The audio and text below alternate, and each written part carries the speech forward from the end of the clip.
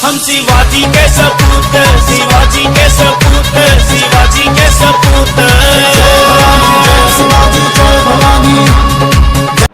जय हिंद। आज ना किसी राजनेता का जन्मदिवस है, ना ही किसी बॉलीवुड के नचनिए का जन्मदिवस है, ना ही गांधी बापू और चाचा नेहरू का जन्मदिवस है। आज एक ऐसे महान क्रांतिकारी का जन्मदिवस है जिसे आज़ाद भारत में भारत की सरकार ने आतंकी और लुटेरा कहा, जिसका नाम है अमर शहीद श्री राम प्रसाद बिस्मिल जी। जी हाँ, मैं बिस्मिल साहब की ही बात कर रहा हूँ। आज़ाद भारत में इनको लुटेरा और आतंकी कहा गया, इनको शहीद का दर्जा नहीं मिला। इनको ही नहीं, हमारे सभी क्रांतिकारियों को शहीद का दर्जा नहीं प्राप्त है। सबको किसी को लुटेरा कहा जाता है, किसी को आतंकवादी कहा जाता है, किसी का सम्मान नहीं है। आज बिस्मिल साहब के जन्म दिवस पर इनके बारे में कुछ बात करेंगे जो कि शायद आप लोगों को पता भी ना हो, जो आप लोगों को पता नहीं होगा। बिस्मिल साहब बचपन में बहुत बिगड़े हुए थे। ये मैं नहीं बोल रहा हूँ, इन्होंने खुद अपने आत्मकथा में कहा है।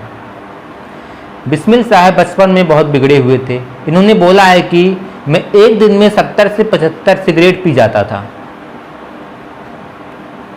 इसके अलावा घर से पैसे चोरी करना, गंदे उपन्यास पढ़ना और बहुत ही गंदी संगत में थे ये। सवाल ये उठता है, ये इतने बुरे फंस चुके थे, इतने गंदी संगत में पड़े थे, फिर ये इतने महान क्रांतिकारी कैसे बन गए?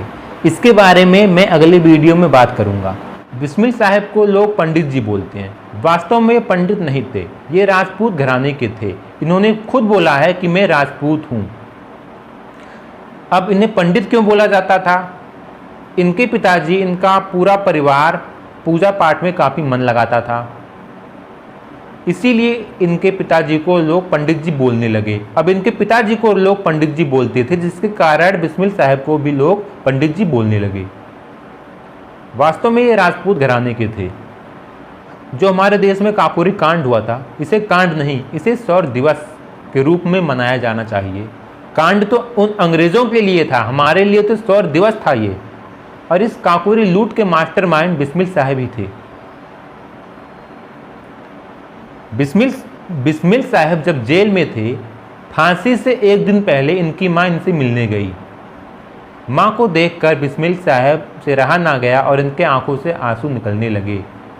बेटे को रोता देख इनके मां ने कहा, मैंने तो सोचा था मेरे बेटे से अंग्रेज डरते हैं, और उनको डांटते हुए बोला, अगर तुम्हें इस तरह से ही रोना था तो तुम इस लाइन में आए ही क्यों?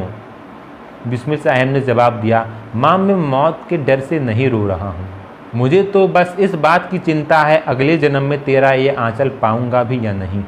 बिस्मिल साहब ने अपने माँ से वादा किया, माँ मैं वादा करता हूँ फांसी पर जाते समय मैं हंसते हुए जाऊंगा। अगले ही सुबह इनको फांसी होने वाली थी। ये रोज़ की तरह सुबह 4 बजे उठ गए। उठने के बाद ये व्यायाम कर रहे थे। जेलर आया। जेलर ने पूछा, 2 घंटे बाद तुम्हें फांसी लग जाएगी, ये शरीर किस काम का रह जाएगा, तुम व्यायाम क्यों कर रहे हो? बिस्मिल साहब ने जवाब दिया, आज़ादी की दुल्हन लेने जा रहा हूँ, थोड़ा ठाठ से जाऊंगा। जेलर ने बोला, अंतिम स्नान कर लो। बिस्मिल साहब ने जवाब दिया, अभी मेरा दंड बैठक बाकी है। दोस्तों, फांसी से कुछ देर पहले, 2 घंटे पहले, जिस शख्स को 2 घंटे बाद फांसी लगने वाली हो, वो शख्स व्यायाम कर रहा हो, योगा कर रहा हो, ऐसा कोई आम इंसान तो नहीं कर सकता, कोई साधारण पुरुष तो नहीं कर सकता। बिस्मिल साहब एक शायर भी थे, एक लेखक भी थे। पैसों की कमी थी।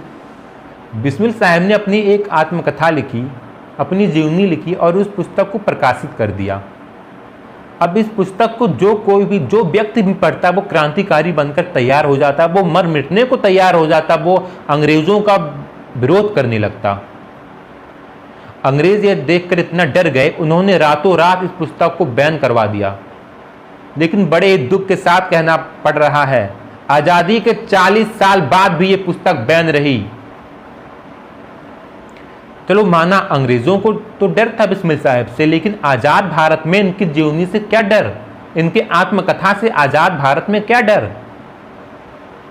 दोस्तों, हमारा देश अंग्रेजों का नहीं अंग्रेजियत का गुलाम था, और याद रखना इस देश से अंग्रेज भागे हैं, अंग्रेजियत नहीं गया था। गोरे अंग्रेज तो चले गए, उनकी जगह काले अंग्रेज कुर्सी पर बैठ गए और लूट तंत्र वैसे ही चलता रहा। जैसे गोरे अंग्रेज देश को लूट रहे थे, वैसे ही काले अंग्रेज देश को लूटने लगे और अभी भी लूट रहे हैं।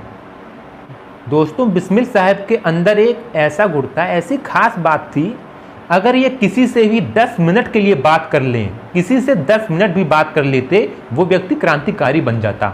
ऐसा कहा जाता है कि अशफाक उल्लाह खान साहब को भी इन्होंने ही क्रांतिकारी बनाया था।